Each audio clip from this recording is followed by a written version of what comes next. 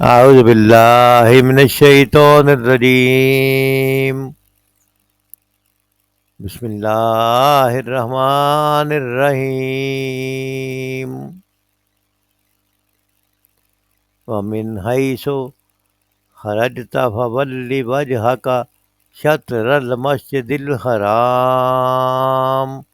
ومن اور من حیث جہاں سے خرجتا آپ نکلے فولے پس کر لے وجہ کا اپنا رخ شطر المسجد الحرام مسجد حرام کی طرف. وَإِنَّهُ لَلْحَقُّ مِن رَبِّكَ وَإِنَّهُ اور بے شک یہی لَلْحَقُّ حق ہے من ربک آپ کے رب کی طرف سے. وَمَا اللَّهُ بِغَافِلٍ اور نہیں ہے اللہ غافل یا بے خبر اما تعملون اس سے جو تم کرتے ہو. وَمِنْ حَيْثُ خَرَجْتَ اور جہاں سے آپ نکلیں پس فَوَلِّ وَجْهَكَ شطر المسجد الحرام پھیر لیں اپنا رخ مسجد حرام یعنی کعبہ کی طرف. وَأَنَّهُ لَلْحَقُّ مِن رَبِّكَ اور بے شک وہی حق ہے تیرے رب کی طرف سے. وَمَا اللَّهُ بِغَافِلٍ عَمَّا تَعْمَلُونَ اور نہیں اللہ بے خبر اس سے جو تم کرتے ہو. سورۃ البقرہ کی آیت نمبر 149 کا لفظی ترجمہ پڑھا گیا ہے. مفہوم اس آیت کا یہ ہے تمہارا گزر جس مقام سے بھی ہو وہیں سے اپنا رخ نماز کے وقت مسجد حرام کی طرف پھیر دو کیونکہ یہ تمہارے رب کا بالکل برحق فیصلہ ہے اور اللہ تم لوگوں کے اعمال سے بے خبر نہیں ہے. اس سے پچھلی آیات میں تبدیلی قبلہ یا تحویل قبلہ کا حکم دیا گیا تھا اور یہ بتایا گیا تھا کہ خانہ کعبہ کی طرف منہ کر کے آپ سے نماز پڑھا کریں. اور جس طرف اللہ تعالیٰ نے حکم کیا ہے وہ اللہ تعالیٰ ہر چیز پہ قادر ہے جو حکم دینا چاہے وہ دے سکتا ہے. اور نیکیوں میں ایک دوسرے سے سبقت حاصل کرو. یہاں پر جو حکم جو ہے وہ دیا جا رہا ہے وہ یہ ہے کہ تم سفر میں ہو حضر میں ہو جہاں کہیں بھی ہو وہ تم نے رخ جو ہے وہ سفر میں بھی جہاں یہ جو الفاظ ہیں جہاں کہیں سے تمہارا گزر ہو جہاں سے آپ نکلے ظاہر کر دیا گیا کہ سفر میں بھی ہیں آپ ہیں تو مسجد حرام کی طرف کا رخ کرنے کا حکم دیا گیا ہے.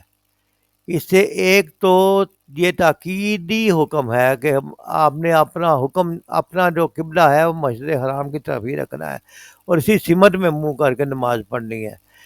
اور یہ بتانا بھی جو ہے وہ مقصود ہے کہ جب کوئی شخص بیت اللہ کے سامنے موجود ہو اس وقت تو ظاہر ہے کہ بیت اللہ کی طرف ہی رخ کر کے نماز پڑھے گا. لیکن جب مکہ مکرمہ سے نکلا ہوا ہو تو تب بھی کہیں دور چلا جائے تو تب بھی یہ فریضہ یہی ہے کہ اس سمت میں جو ہے وہ منہ کر کے نماز پڑھی جائے. سمت کے لفظ سے یہ اشارہ یہ بھی ہے کہ آپ نے جس طرف خانہ کعبہ ہے اس طرف رخ کرنا ہے اور مثلا شمال کی طرف ہے جنوب کی طرف ہے جس طرف خانہ کعبہ ہے اس طرف رخ کر کے نماز پڑھنی جو ہے وہ شروع کر دیں اور اس بات کی پرواہ نہ کریں کہ آپ کا زاویہ جو ہے وہ بالکل خانہ کعبہ سے 90 ڈگری پہ ہے یا تھوڑا سا دائیں بائیں ہوتا ہے. لیکن یہ ہے کہ سمت وہی ہونی چاہیے جو خانہ کعبہ کی طرف ہے کیونکہ سفر میں بعض اوقات بالکل صحیح کا تو پتہ لگتا نہیں ہے لیکن جس طرف خانہ کعبہ ہے شمال میں ہے جنوب میں ہے مغرب میں ہے جدھر بھی ہے فرمایا گیا کہ اس سمت کی طرف اشارہ کرو. تو یہ سمت کا جو لفظ ہے یہ ظاہر کرتا ہے کہ سمت کا تعین ضروری ہے لہٰذا اپنے بہترین ذرائع استعمال کر کے سمت متعین کر لیا تو اس کی نماز ہو جائے گی۔ یہ بھی فرمایا کہ معلوم ہونا چاہیے کہ تمہارے ہر سفر میں ہر عمل سے اللہ واقف ہے۔ تم سفر میں ہو، حضر میں ہو، یہاں پہ ہو، وہاں پہ ہو، اللہ تعالیٰ تمہاری نمازوں سے غافل نہیں ہے۔ اس کو پتہ ہے کس نے کس نیت سے کس وقت کہاں نماز پڑھی۔ اور لیکن اگر جان بوجھ کر قبلہ کی رخ کرنے میں تداخل سے کام لیا یا کسی اور جذبے کے تحت اس حکم کی خلاف ورزی کی حکم عدولی، تو اس کے تعلقات اس کے حکم عدولی سے بھی جو ہے وہ اللہ تعالیٰ واقف ہے، اور تم اللہ کی گرفت سے نہیں بچ سکتے۔ تمہارے اعمال اور اس کے محرکات تب سے اللہ واقف ہے، تم سے اس کی باز پرس ہوگی، اور جب اللہ کی باز پرس ہوگی تو اس گرفت سے کیسے بچو گے؟ اسی لیے فرمایا کہ جہاں کہیں بھی تم ہو اپنا رخ مسجد حرام کی طرف کر لو، اور سمجھ لو کہ یہ حق ہے تمہارے رب کی طرف سے، یہ رب کا فیصلہ ہے، یہ حق ہے، یہ سچ ہے، اور اسی پہ عمل کرنا ہے۔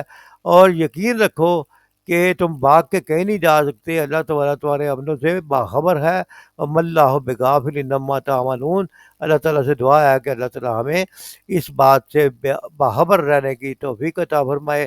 ذہن میں ہر وقت یہی ہو کہ اللہ تعالیٰ ہمیں دیکھ رہا ہے، اللہ تعالیٰ ہماری کسی حرکت سے غافل نہیں ہے، اس لیے اللہ کے کسی حکم کو ماننے میں کبھی بھی کوتاہی نہ کی جائے، اور جو اللہ نے کہہ دیا کہ یہ حق ہے تو یہ حق ہے۔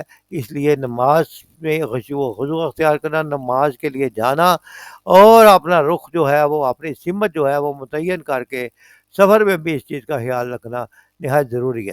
اللہ تعالیٰ ہمیں بہتر عمل کی توفیق عطا فرمائے۔ وما علینا الا البلاغ۔